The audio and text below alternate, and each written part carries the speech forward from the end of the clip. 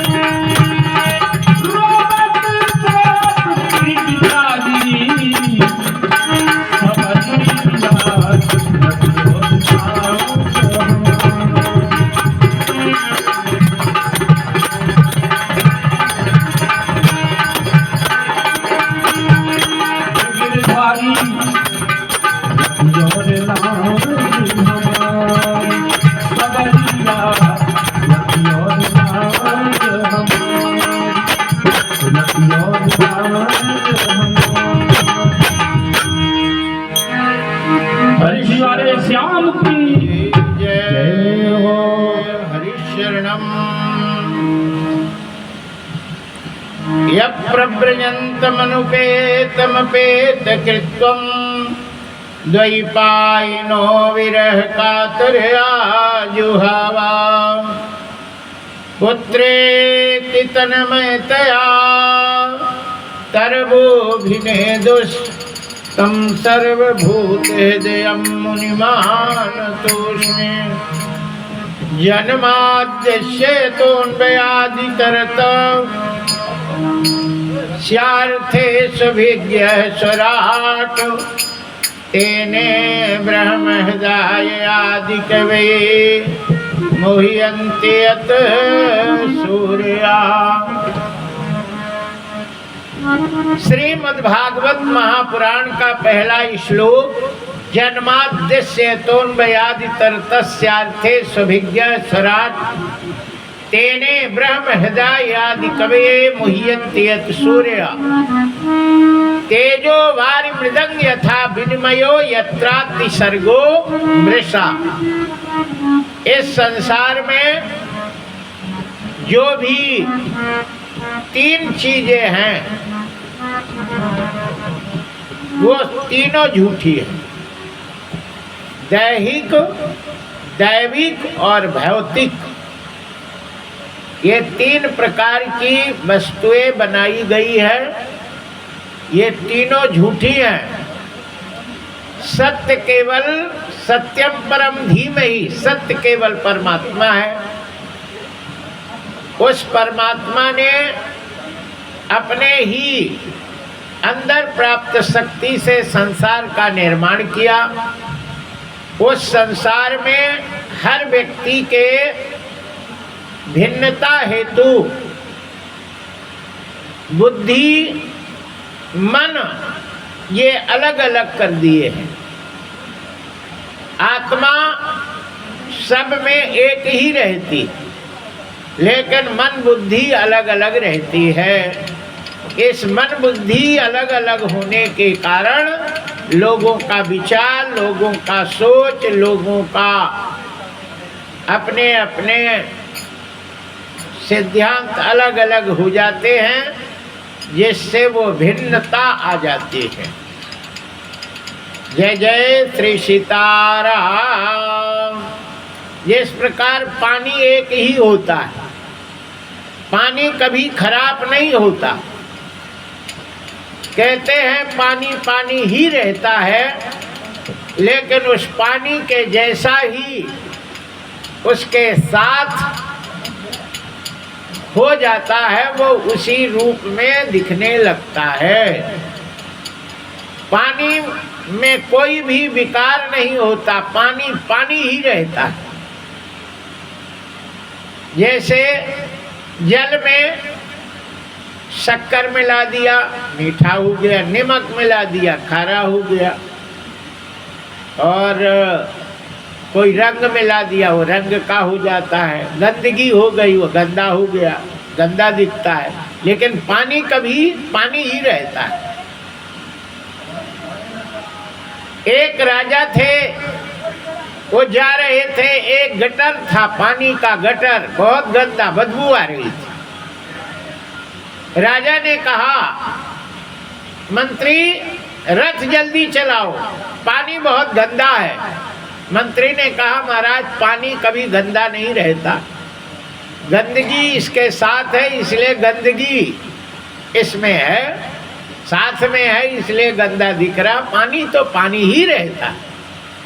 बोले तुम्हारा दिमाग खराब हो गया, कितना गंदा कहते, पानी गंदा नहीं है। जब आगे चले तो मंत्री ने उसी गटर का पानी 2 डब्बा भरवा लिए और उसको रेता भरे घड़ा में, और उस घड़ा रेता भरा हुआ घड़ा में उस पानी को डाला, एक छेद कर देते, उसका कचरा जो है वो रेता में छन जाता है। फिर वो दूसरे घड़े में जब पानी इकट्ठा किया तो महीन वाला रेता और उसमें फिटकरी उस पानी में मिला दिया, और उससे महीन वाले घड़े पे जब जाता है तो नीचे का पानी बिल्कुल साफ। फिर कोयला डालता है, उस कोयले में वो पानी जाता है, फिर उसको छाना गया नीचे, और फिर उसको उबाला गया, और उबाल करके भाप उसका बनाया गया, और उस भाप से पानी उससे तैयार करके और बढ़िया पानी घड़े में रख के जब राजा ने पानी मांगा तो वही पानी उसको पीने के लिए दिया गया। राजा ने कहा, वाह ये कितना अच्छा पानी है। कहाँ का पानी है? बोले वो गटर का पानी है, वही पानी है। इसी प्रकार पानी पानी रहता है, उसके साथ जैसे ही विकार बन जाते हैं वो वैसे बन जाता है, पानी पानी ही रहता है। इसी प्रकार आत्मा यदैव बिंबम हृदयोपलिप्यते, आत्मा में कोई भी विकार नहीं रहता है, लेकिन जिसके साथ आत्मा रहती है उसका विकार उसमें आता है, इसलिए वो विकारी दिखने लगती है।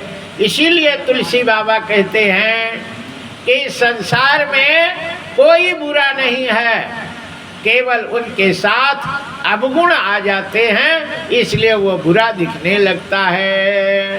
अरे बंदा संत असज्जन चरणा दुख प्रद भय बीच बाहु भरना। उन्होंने संत और असंत दोनों की वंदना की। बोले ये दोनों भगवान का ही रूप है। इस संत में अच्छे गुण हैं और इसमें खराब गुण आ गए हैं, लेकिन वास्तव में आत्मा तो जीवात्मा परमात्मा का ही है। जन्माद्यस्यतोन्मयादितर तस्यार्थे सुभिज्ञ स्वराट तेने ब्रह्म हृदय आदि कवे मुह्यन्ति यत् सूर्या तेजो वारिमृदं यथा विनिमयो यत्राति सर्गो वृषा धाम्ना स्वेन सदा निरस्तकुहकं सत्यम परम धीमहि। इसमें सत्य ही परमात्मा है और वही सत्य है, उसके अलावा जो भी है वो सब झूठे हैं। श्री रामचरितमानस में भी जब वंदना की गई तो ठीक श्रीमद् भागवत की ही वंदना उसमें है, लेकिन वो हिंदी मुंडी है, ये संस्कृत में, क्लिष्ट संस्कृत में है। बोले यन माया समवंत विश्वमखिलम ब्रह्मादि देवा सुरा यत् सत्वादम्र शैव भाति सकलम रज्जौ यथा। हे ब्रह्मा, ये भ्रम के कारण असत्य सत्य जान पड़ता है और सत्य असत्य जान पड़ता है। जब व्यक्ति को भ्रम नहीं रहता है, इसीलिए ये भ्रम के कारण ही जीव को दुख का अनुभव होता है और सुख का अनुभव होता है। और जब भ्रम खत्म हो जाता है तो उसे सुख दुख का अनुभव बंद हो जाता है ना। जैसे गर्मी दुख नहीं देती, ठंडी भी दुख नहीं देती, लेकिन शरीर को जब जरूरत गर्मी की रहती है तो उस समय ठंडी रहती है तो दुख देती, और जब ठंडी की जरूरत होती है तब गर्मी रहती है तो दुख देती है। जैसे ठंड में जब माघ पूस में यदि गर्मी आ जाए तो कितनी आनंद देती है, आहा, कि नहीं। और यही गर्मी में वही ठंडी माघ वाली आ जाए तो कितना आनंद देगी। यदि ठंडी और गर्मी व्यक्ति को दुख देती होती तो हर समय देती, है ना। ठंडी दुख देती तो हर समय देती, लेकिन गर्मी में वो दुख नहीं देती। गर्मी में सुख देती, एसी चलाओ, कूलर चलाओ, ठंड लो। और जब ठंडी आती है तो एसी कूलर नहीं चलता, हीटर जलाओ, गर्मी लो, कि नहीं। तो कोई भी वस्तु किसी को न सुख देती और न दुख देती, केवल व्यक्ति के शरीर और मन और उसके अनुकूल कोई भी चीज मिलती है तो उससे वो सुख का और दुख का, प्रतिकूल मिली तो दुख का, अनुकूल मिल गई तो सुख का अनुभव होने लगती। जैसे घर में प्राणी हैं, अपने मन के अनुसार मिल जाए तो कहे आहा बहुत अच्छे हैं, और कहीं विपरीत मिल गए तो बोले कि जय जय सीताराम, बड़ा दुख है। दुख सुख कुछ नहीं है, हम जैसा चाहते हैं वैसे ही चलने वाले मिलें तो हमें सुख का अनुभव होता है, और यदि विपरीत मिल गए तो उसी से हमें दुख का अनुभव होने लगता है। ना सुख है ना दुख है। इसीलिए कहते हैं श्रीमद् भागवत में कि धर्मः प्रोजित कैत्रवोत्र परमो निर्मत्सराणाम सताम वेदम वस्त्रक वस्तु वस्तु शिवदम तापत्रयोन्मूलनम श्रीमद् भागवत महामुनि कृते किंबा परैरेश्वरम सद्यो वध्य हृदय कृतभि शुश्रूषभिस्तत्क्षणात्। बुद्धिमान व्यक्ति को चाहिए कि जैसी परिस्थिति होए उसी में खुश रहे, है ना। हमारे साधु लोग कहा करते हैं कि सीताराम सीताराम सीताराम कहिए, चाहे विधि राधे राम ताहि विधि रहिए।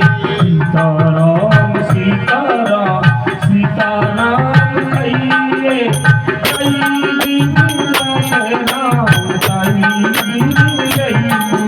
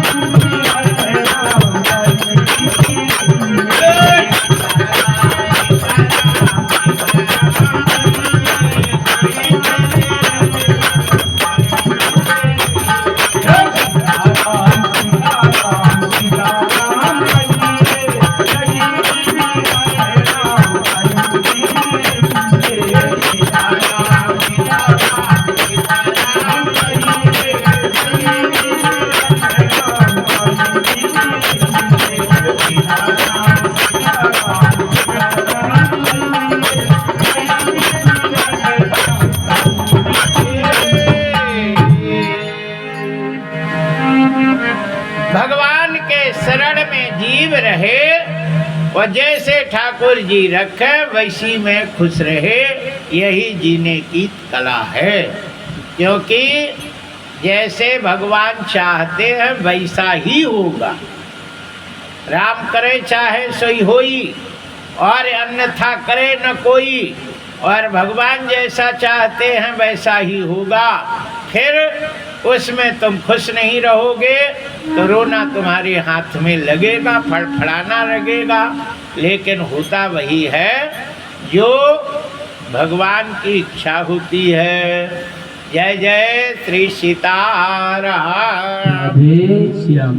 जन्माद्यस्य तोन्मयादितरतस्यार्थे सुभिज्ञ स्वराट। इस श्लोक का अर्थ है पैदा करने के बाद, पैदा होने से मरने तक सारा कार्य भगवान की इच्छा से ही होता है। व्यक्ति के इच्छा से कुछ भी होने वाला नहीं है।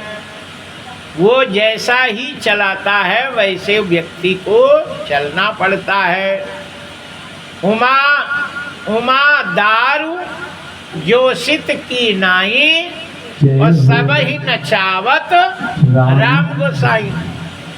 जैसे कठपुतली को नचाने वाला जैसा नचाता है वैसे उसे नाचना पड़ता है। वैसे ही शंकर भगवान पार्वती से कहते हैं, ऐ पार्वती, जैसे कठपुतली को नचाने वाला जैसा चाहता है वैसे नचाता है, ऐसे जीव को परमात्मा जैसा चाहता है जीव को परवश होकर के नाचना पड़ता है। बोलिए बाके बिहारी लाल की जय हो, जय हो। हरिशरण। वकील साहब आप कुर्सी में ही बैठे है ना? हाँ, जय जय श्री सीताराम। मंगलाचरण का मतलब है पूरी भागवत में जो चीजें लिखी होती है उसका सार पहले ही मंगलाचरण में लिख दिया जाता है। जैसे अर्जी लिखते हैं लोग, चिट्ठी, तो विषय लिख देते हैं कि इसके बाबत। अब वो वही चीज लिखी होती है, उसी के विषय में पूरी लिखी अंदर लिखा रहता, उसके अलावा कोई दूसरी चीज नहीं रहती, सार वही रहेगा। मान लो चिट्ठी आई और इसमें विषय लिखा है कि इसके बारे में लिखा है विषय, बस वही चीज है उसमें। मान लो कि कोई रिपोर्ट करा चोरी हो गई, तब चोरी की सब चीजें उसमें लिखी होगी, फलानी चीज गई, ढिकानी गई, ये गया वो गया, बाकी कोई विषय उसमें नहीं रहता। इसी प्रकार श्रीमद् भागवत में जो विषय मंगलाचरण है उसमें है कि पूरे संसार को परमात्मा ही पैदा करता है, वही पालता है और वही उसको समाप्त करता है। पहले ही श्लोक में लिखा गया, सच्चिदानंद रूपाय विश्वोत्पत्त्यादि हेतवे तापत्रय विनाशाय श्री कृष्णाय वयं नमः। आइए अब श्रीमद् भागवत महापुराण के पात्र कौन कौन है ना? वो पात्र का परिचय यहाँ दिया गया है। तो जो मुख्य पात्र है, मुख्य पात्र वो हैं भगवान श्री कृष्ण, पूरी भागवत के मुख्य पात्र हैं। भगवान श्री कृष्ण मुख्य है पात्र। अब उनके आगे उनके साथ में सहयोगी कौन है? तो पांडव हैं ये, और कौरव हैं। तो कौरव दुष्ट प्रवृत्ति के हैं और पांडव सात्विक प्रवृत्ति के हैं। जब दो ही व्यक्ति अलग अलग विचारधारा के होते हैं तभी झगड़ा होता है। एक विचारधारा के हों तो झगड़ा होता ही नहीं, कि नहीं? जो एक विचारधारा के हो तो झगड़ा नहीं होगा, और अलग अलग विचारधारा के होंगे तो झगड़ा होगा। तो जब तक झगड़ा नहीं होगा तब तक पता नहीं चलेगा, है ना? और झगड़ा से पता चलता है। जय हो। जय जय श्री सीताराम। हरिशरणम। पांडवों में मुख्य पात्र द्रौपदी है, भगवान श्री कृष्ण के प्रिय। पूरे पात्रों में द्रौपदी भगवान श्री कृष्ण की परम प्रिय है। और इसके बाद अर्जुन है, फिर युधिष्ठिर है, फिर भीम नकुल सहदेव हैं। यहाँ जो भागवत की कथा प्रारंभ होती है ये महाभारत से शुरू होती है।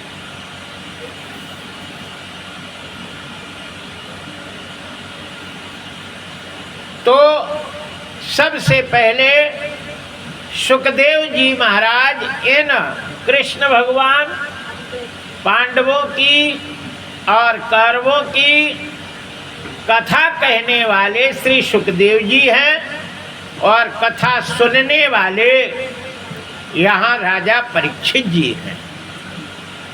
ये कथा पूछते हैं और राजा परीक्षित जी सुनते हैं, श्री सुखदेव जी कथा कहते हैं।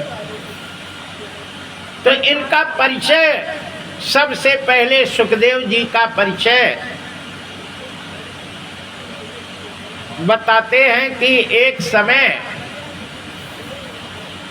शंकर भगवान पार्वती से विवाह करके और कैलाश मान सरोवर में निवास कर रहे थे।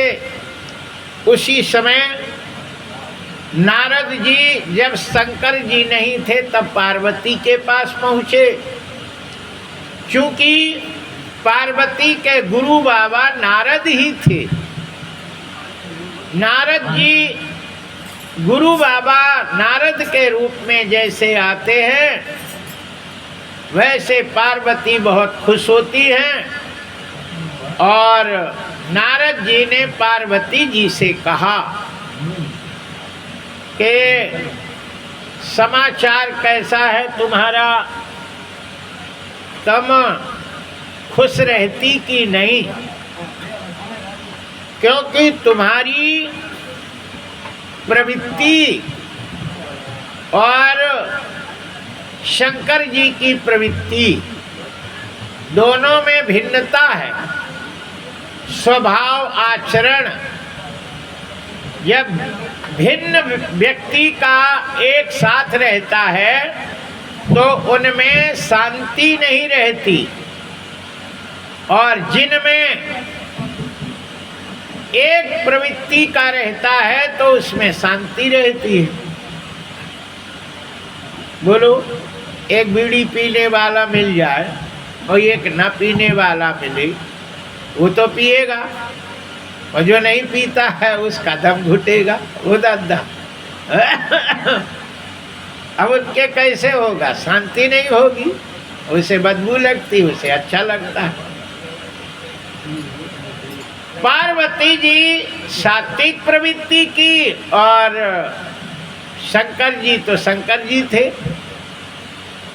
गुरु बाबा ने पूछा कि तुम में शांति है कि नहीं है।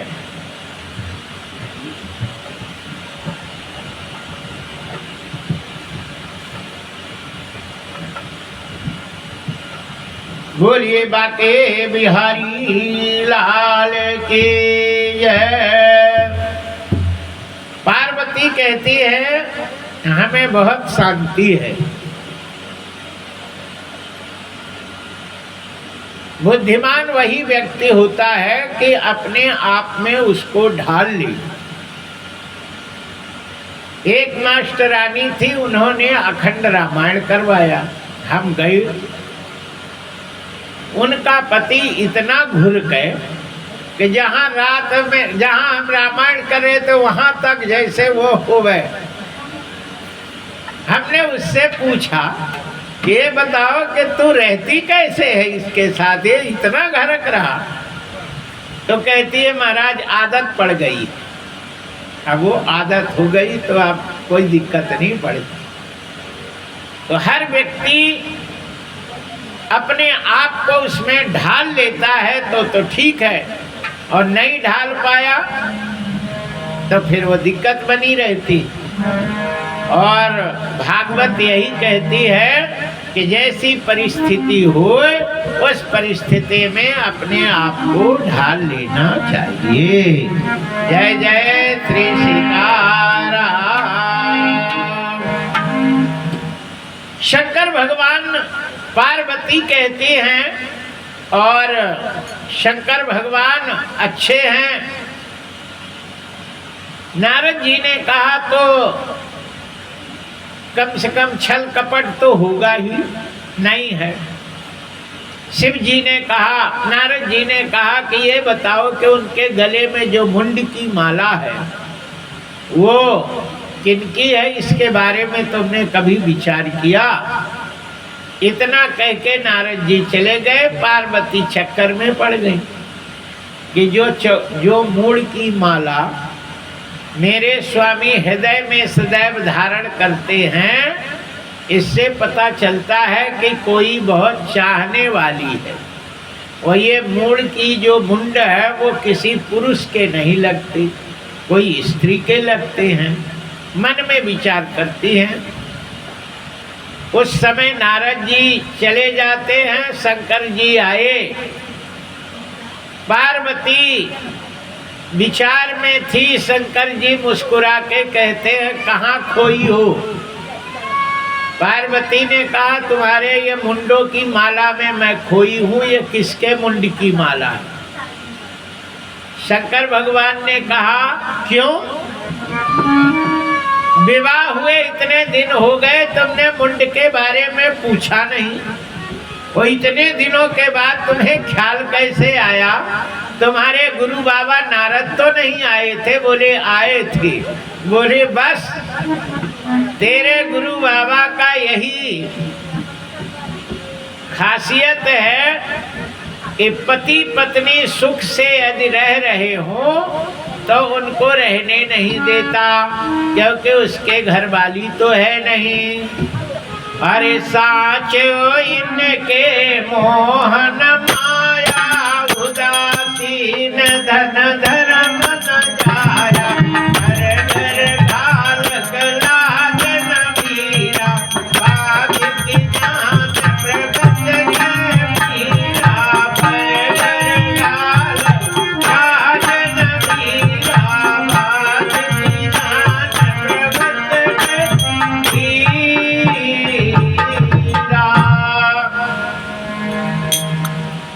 कहते हैं बांझ की जान प्रवश के पीरा, पर घर घालक लाज न भीरा। बांझ की जान प्रवश के पीरा। बांझ स्त्री नहीं जानती है कि बच्चा पैदा होने का दर्द क्या होता है। इसलिए यदि नारद के पास परिवार होता, बच्चे होते, तो वो बिना पत्नी का घर हो तो क्या दिक्कत रहती है, उसको पता होता है। लेकिन इनको कोई पता नहीं। इसलिए तुम मूड के बारे में नहीं पूछो तो अच्छा है। पार्वती ने कहा, बता दोगे तो क्या होगा? बोले बता देंगे तो बहुत कुछ होगा। बोले क्या होगा? कुछ नहीं, हम कुछ नहीं कहेंगे, तब तो बता दूं। शंकर जी ने कहा, नहीं पूछो। बोले नहीं, बताइए। उस समय शंकर जी ने कहा, ये मूड जो है ये तुम्हारे ही हैं। पार्वती ने कहा, वो दद्दा 7 मूड? बोले 7 नहीं, 8। 8 बार तुम, 9 बार तुम जन्म ले चुकी, 8 बार मर चुकी। 7 मूड मुझे मिला, 8वां मुंडी मुझे नहीं मिल पाई क्योंकि जल गई थी। इसलिए जब तुम मर जाती तो मैं तुम्हारा सिर काट के और बूह के गले में बांध लेता था। पार्वती ने कहा कि हम मर जाएं और तुम मरो नहीं, फिर जन्म ले, ऐसे नाटक करो। इसलिए हम ये सोचती हैं कि हम क्यों नहीं मर जाती, तुम क्यों नहीं मरती, इसके बारे में बताओ। शंकर जी ने कहा कि हम अमर कथा जानते हैं, तुम नहीं जानती। बोले वो कथा हमें भी जना दो। तो एक ही साथ जन्म ले, एक ही साथ मरे, न तुम्हारा वियोग न मेरा वियोग, न मुझे इतना कष्ट भोगना पड़े, दोनों साथ ही रहे, है ना। जन्म जन्म का साथ रहे हमारा तुम्हारा, है ना, हमारा तुम्हारा जन्म जन्म का साथ रहे।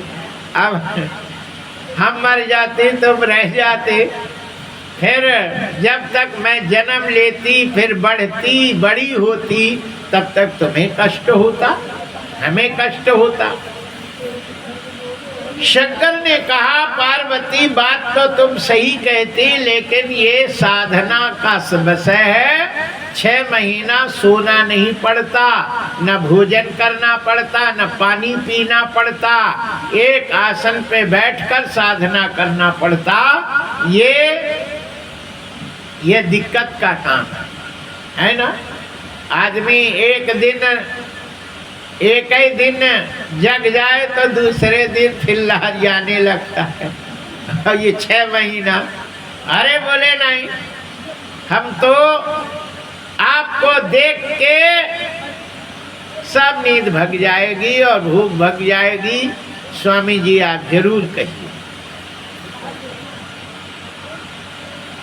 यहाँ कहते हैं कि संसार में 3 हठ होते हैं, वो मान्य होते हैं। राजहठ, यदि सरकार हठ कर ले तो तुम्हें मानना ही पड़ेगा, है ना।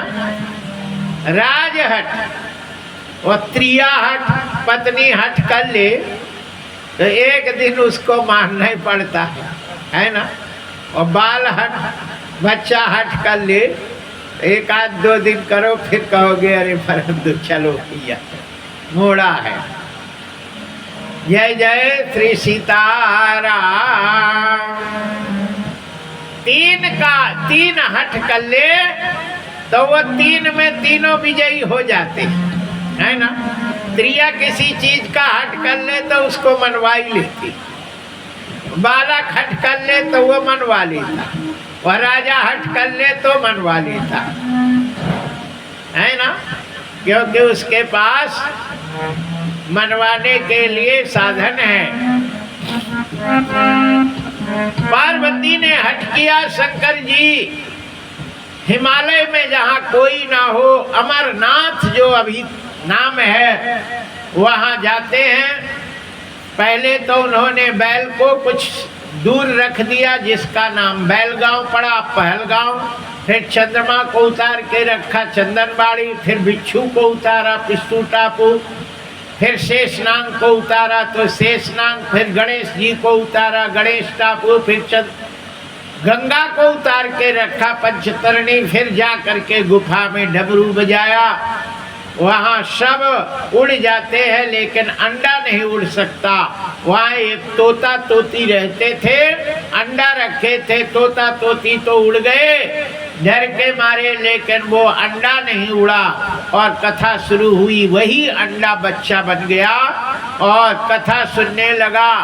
5 महीना पार्वती तो जगती रही, लेकिन 6वें महीना में वो सो गई। और वो तोता जो था वो बच्चा बन के हूँ करने लगा। कथा पूरी हुई। शंकर जी ने कहा पार्वती ऐसी कथा अमर थी। तोता कहता शंकर जी ने कहा मुझसे तो बोलो कैसी लगी।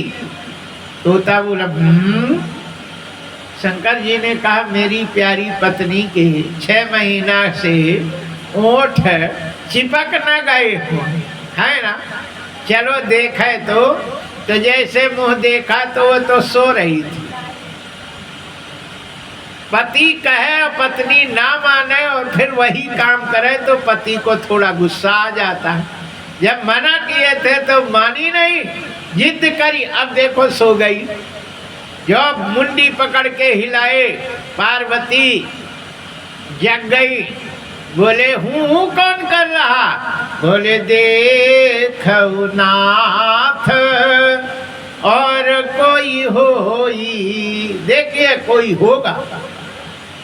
डमरू पटके और तोता उड़ा। शिव जी त्रिशूल लेके उसके पीछे दौड़े, लेकिन वो जाके व्यास के पत्नी के मुंह में चला गया। व्यास की पत्नी जोहाई ले रही थी और जैसे मुंह फाटा वैसे तोता प्रवेश कर गया। जय श्री सीता। शिव जी त्रिशूल लगाए गिच्ची में, चोर निकाल। पति आ गए, बोले मेरी घरवाली न मार डालो। अब वो चला गया तो अब कैसे निकलता? जब भी निकलेगा हम आपको जरूर देंगे।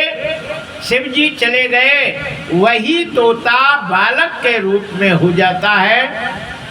16 वर्ष तक माँ के पेट में रहा और माँ उठ नहीं सकती, बैठ नहीं सकती, चल नहीं सकती, केवल पड़ी ही रहती थी और व्यास जी ही खिलाते थे और वो उठ नहीं सकती थी। उनका सब कार्यक्रम बहुत परेशानी के साथ थे। सभी देवताओं का आवाहन किया। ब्रह्मा विष्णु आए, बोले मेरी पत्नी बचा लो भैया, इनका निकले बच्चा। ब्रह्मा विष्णु ने कहा भैया बाहर क्यों नहीं निकल रहा? बोले मैं इसलिए नहीं निकल रहा कि माँ के पेट में हूँ तो मैं सुरक्षित हूँ।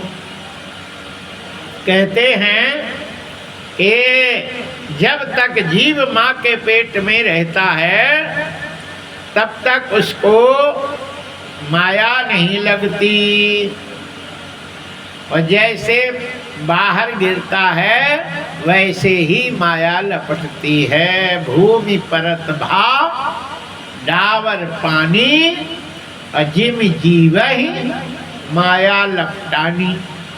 अच्छा, बच्चा पेट में रहता है, कोई स्त्री ये नहीं कहती कि मैं माँ हूँ, है ना? वो माँ जब बनती है जब बच्चा बाहर आता है तब माँ बनती है। और जब तक पेट में रहता है तब तक वो न माँ बनती, न कोई बाप बनता, न कोई बाबा बनता, न कोई नहीं बनता। और जैसे ही पैदा होता है तो वो माँ बन जाती, वो बाप बन जाते, वो बाबा बन जाते, वो चाचा बन जाते, वो चाची बन जाती, वो फूफू बन जाते, वो फूफा बन जाते। सब अपना अपना रिश्ता लेके पहुंच जाते। अरे अरे अरे हम तो फूफा जू हैं, है ना? वो पैदा हुआ इसलिए फूफा बन गया, वो पैदा हो गया इसलिए वो माँ बन गई, वो पैदा हो गया इसलिए वो बाप बन गया, वो पैदा हो गया इसलिए वो बाबा बन गए, और वो पैदा हो गया इसलिए वो चाचा बन गया, वो पैदा हो गए इसलिए वो चाची बन गई। जब तक पैदा नहीं हुआ था तब तक कोई नहीं बने थे, कि नहीं? इसलिए यही माया है। मैं अरु तोर मोर तय माया तिह बस की नहीं जीव मिल काया, गो गोचर जह लग मन जाई सो सब माया जानो भाई। मेरा और तेरा यही माया है। मेरे तेरे का भाव खत्म हो जाए तो माया खत्म। ना कछु तेरा ना कछु मेरा। इस संसार में ना कोई किसी का नहीं है, सब भगवान का है। और तेरे मेरे माया का चक्कर में जीव भगवान को भूल जाता है और मेरे तेरे के चक्कर में पड़ जाता है। यही दुर्गति का कारण बन जाता है। सुखदेव जी पैदा इसलिए नहीं हो रहे कि माया यदि लग गई तो फिर मेरी भी दुर्गति होगी, इसलिए यहाँ सुरक्षित है। विष्णु भगवान से कहा माया रोको, अपनी घरवाली को अपने काबू में रखो तब मैं बाहर निकलूं। तुलसी कबीर दास जी कहते हैं रमैया के दुल्हन लूटल बाजार, है ना। ये माया ही सबको लूटती। बोलिए बाके बिहारी लाल की जय हो। जय हो। अपनों में अपनों से दुश्मनी कराने का यदि कोई है तो वो है माया। जय जय श्री सीताराम। माया न हुए तो वकीलों को कोई पूछे ही नहीं। जय जय श्री सीताराम। माया के चक्कर में ही वकीलों को पूछना पड़ता है, ये मेरे हाथ हक में मिल जाए, ये मुझे मिल जाए। और वो कैसे मिलता है?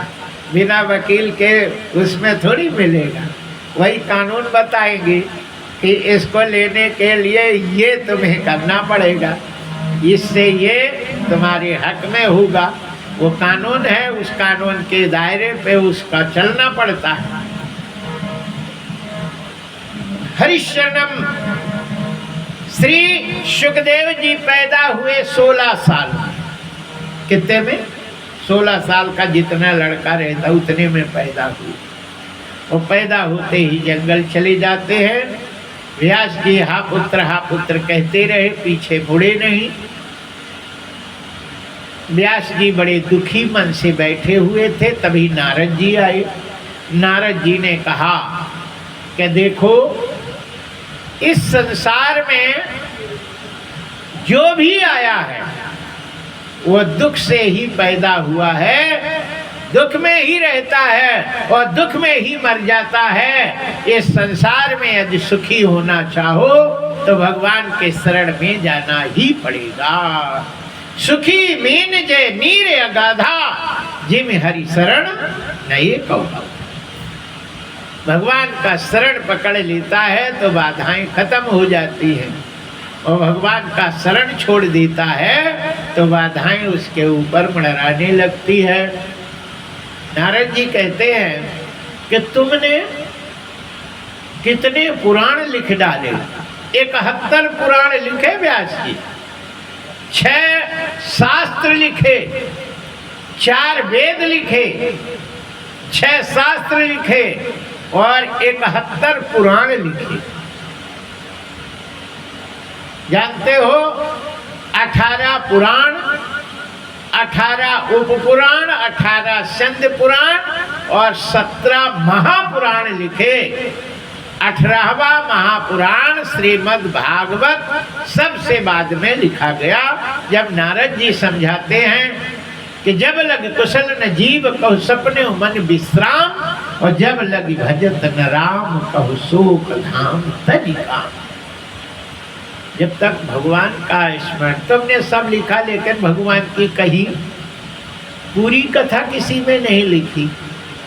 बाप रे बाप, 71 पुराण में पूरी कथा तुमने नहीं लिखी। ऐसा कोई पुराण बताइए जिसमें सांगोपांग भगवान की कथा हो। कहीं सब में, सब पुराणों में कहीं राम का विवाह है तो कहीं हरण है तो कहीं युद्ध है तो कहीं थोड़ा थोड़ा सब में लिख के, किसी में किसी तीर्थ का वर्णन है, किसी व्रत का वर्णन है, किसी का है, सब में ऐसे थोड़ा थोड़ा करके सबने लिख दे। यहाँ सत्यनारायण की कथा स्कंद पुराण में, व्रत कथा, ये ऋषि पंचमी की कथा, व्रत की कथा, और जितने भी कथाएं हैं ये व्रत की, ये सब पुराणों की है, अलग से थोड़ी है। मंगलवार के, गुरुवार के, बृहस्पति के, बुध की, तीर्थ क्षेत्र, सबका महत्व वर्णन सब पुराणों में वर्णन है। तुम्हें शांति कैसे मिलेगी? यदि तुम भगवान की सांगोपांग कथा लिखो, तुम्हें शांति जरूर मिलेगी। हमारी सुनो। नारद जी कहते हैं मेरी तो सुनो, मैं अपनी बीती बताता। मैं पहले गंधर्व था, गाता था, और जो गाता है उसका निमंत्रण होता है ना। हमारे सौदान गाते हैं, इनको बुला लिया गया, भैया गाओ बजाओ। हाँ, और जो नहीं गाता नहीं बजाता वो भाई घर में बढ़िया सो, घड़ा का पानी पियो। जो काम करता है वकील साहब को मालूम है, से जिसको बीतती है वो आता है, वकील साहब कैसे निपटेगा, वो रास्ता बता देती। जिसको जो आता है उसको पूछने के लिए उसका पास व्यक्ति आते हैं, और जिसको जो नहीं आता उसके पास कोई नहीं आता। नारद जी कहते हैं मुझे गाना आता था, मेरे पास निमंत्रण आया, बहुत ऋषि महात्मा आ रहे हैं, बढ़िया भजन गाना, महात्माओं को खूब आनंद आ जाए। हमने कहा चलो हम गाएंगे और महात्मा को खुश कर देंगे। अब महात्मा भजन से ही खुश होते हैं, लोकगीत से खुश नहीं होती। लोकगीत तुमने गाए तो उनकी भ्रुकुटी टेढ़ी हो गई। नारद जी कहते हैं मैं गया, अच्छा भजन गा रहा था, लेकिन बहुत सी अप्सराएं बैठी थी, वो मुस्कुराई, इशारा करी, कछु लोकगीत। हमने भजन में बीच में लोकगीत ठोक दी और उसी समय महात्मा नाराज हो गए और उनने श्राप दे दिया, हट! भजन में लोकगीत गाता है, हट, शूद्र हो जाते। बोले मैं उनके श्राप से, नारद जी कहते हैं मैं शूद्र की योनि में जन्म लिया और शूद्र के योनि में मूल में पैदा हुआ। लड़का मूल में पैदा होता है तो उसको तीन के लिए खतरनाक है, या तो स्वयं को होता है, या माँ के लिए होता है, या बाप को लिए होता है। तो बोले मैं पैदा हुआ तो बाप के लिए अच्छा नहीं था, और पैदा होते ही बाप टन्न गणेश हो गई, खत्म हो गई। माँ बेचारी मुझे लेकर कहाँ जाती, जब पति नहीं था, मेरे बाप नहीं थे, तो को सहारा देवे। स्त्री एक बोल के समान होती है, जैसे लौकी की बोल, कि नहीं, कदुआ की बोल, सेम की बोल, वो होती तो बहुत अच्छी है, लेकिन वो अपने सहारे नहीं खड़ी हो सकती, उसको कोई सहारा चाहिए, है ना। नीले लोग झलवा उलवा डाल देते, कोई सहारा में बरसात में झोड़ा देते, जोड़ के बढ़िया फल देती रहती। कहते हैं कि सहारा चाहिए, और उसको सहारा देने वाले एक पंडित जी मिल गए। बोले तुम चिंता नहीं करो, कपड़ा भोजन सब खर्चा हम देंगे, तुम गौ सेवा करना, गोबर उबर उठाना, पाथना, झाड़ू उड़ू लगा देना, भोजन मिलेगा। और मेरी माँ ब्राह्मण जी के यहाँ रहने लगी, मैं वहीं पे रहता और फूल उल तोड़ के रख देता, यही काम करता था। चातुर्मास करने के लिए कुछ महात्मा आए और 4 महीना रुकते हैं, और मैं उन महात्माओं को देखता, कैसे उठते हैं, कैसे नहाते हैं, कैसे पूजा करते हैं। वो सारी पूजा हमें बड़ी अच्छी लगने लगी। मैं जब तक भोजन नहीं करता, जब बाबा लोग पा नहीं लेते, और जब पा ले और वो लोग पत्तल में पाते थे। चातुर्मास में छूले के पत्ते में भोजन करने का बहुत फल होता है, पत्तल में पाके। और कहते हैं पत्तल में पावे तो पूरी पत्तल साफ नहीं करके पाना चाहिए, कुछ उसमें छोड़ देना चाहिए। लेकिन थाली में पावे तो फिर उसको छोड़ना बिल्कुल नहीं चाहिए, थाली में हाथ धो के और उसको भी पी लेना चाहिए। अब ऐसे थाली में कभी हाथ धोना नहीं चाहिए, ऐसा शास्त्र। जिसमें खाए अन्नपूर्णा है वो, और ये भोजन तो पेट में जा ही रहा है, उसमें जो भी अन्न के टुकड़े हैं और थाली में यदि है तो वो फिर धुलेगी, और धुलेगी तो वो जो भी अन्न है वो पानी के साथ नाली में जाएंगे और नाली में वो सड़ेंगे तो वो श्राप देते हैं। और यदि पत्तल में पाए हो तो जो भी पत्तल में पाए तो पत्तल धुली नहीं जाती, वो फेंक दी जाती। उस पत्तल में जो भी दाना लगे हैं उसको कोई पक्षी खा लेगा, जानवर खा लेंगे तो उससे तो पुण्य होता है। लेकिन थाली में पाने के बाद जो भी अन्न छोड़ दिया जाता है उसमें पाप का काम बनता है। हम जिस थाली में भोजन करते हैं उसमें हाथ धोकर फिर थाली को धोकर फिर उसको पी जाते, तो जो भी अनाज है वो सब पी लिए, उसमें अनाज बिल्कुल नहीं रहता। वो ऐसी विधान है। कहते हैं पत्तल में पाके वो छोड़ देते थे थोड़ा बहुत, वो हम सब पत्तलों में से जो भी छोड़ दे तो सब बिन बिन के खा लेते थे। साधुओं का जूठा शीत प्रसाद बुद्धि को ठीक करता है। मेरी बुद्धि बड़ी ठीक हो गई। नारद जी कहते हैं व्यास जी 4 महीने के बाद बाबा जी जब जाने लगे तो बाबा जी मुझे माँ से हजारों गुना अच्छे लगने लगे। मैं माँ को छोड़कर बाबा जी के पास चल दिया। बाबा जी ने कहा माँ को तुम छोड़ के आए हो, यदि माँ से आज्ञा लेके आओ तो चलो, यदि माँ नहीं कहेगी तो कर्जा है तुम्हारा माँ का और उस माँ का कर्जा उतार के ही तुम्हें आना पड़ेगा। या तो माँ कह दे चला जा तो कर्जा मुक्त हो गई। हमने वकील साहब से 1000 रुपया उधार लिया है ना, तो या तो मैं उनका वापस करूं, और यदि वापस नहीं कर रहा और वकील साहब कह दे कि ले महाराज अब हम नहीं देना, चलो माफ किया तो माफ, और यदि माफ नहीं करेंगे तो उनको हमें देना ही पड़ेगा।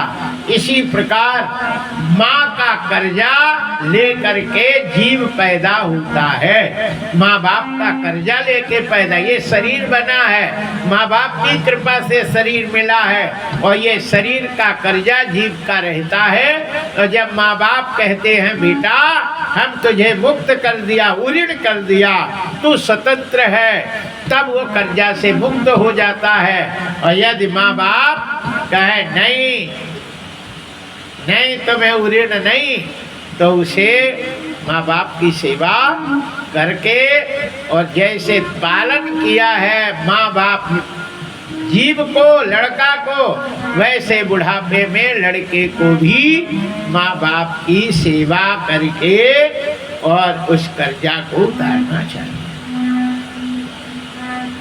जय जय श्री सीताराम। नारद जी कहते हैं कि हम माँ के पास गए, चरण छुए, माँ ने अपनी गोदी में बैठा लिया।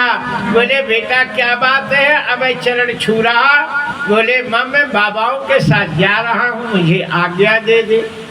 माँ सीने से लगा दी, रोने लगी। बोले बेटा तेरे बाप के जाने के बाद तू ही मेरा आधार है, तू चला जाएगा मैं कहाँ रहूँगी, मैं तुझे नहीं जाने दूंगी।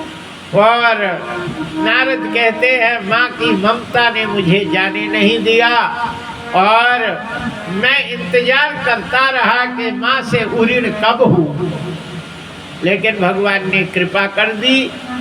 माँ को सांप ने काट लिया, माँ टन्न गणेश हो गई। और हमने कहा बड़ा अच्छा रहा, हम अपने आप कर्ज से मुक्त हो गए। जिसका कर्जा लिए थे वही मर गया, अब का देना, अब तो पट गया। दौड़ के जाते हैं लेकिन महात्मा नहीं मिले, और महात्मा जहाँ बैठे थे वही भजन करने लगे। और उस भजन करते करते वहाँ देवता पार ब्रह्म परमात्मा प्रकट हो गए और बोले बेटा तूने बड़ी तपस्या करी है, लेकिन ये तपस्या तेरे अगले जन्म में काम आएगी, क्योंकि इस जन्म की तपस्या अगले जन्म में काम आती है और अगले जन्म की तपस्या इस जन्म में काम आती है। बोलिए बाके बिहारी लाल की।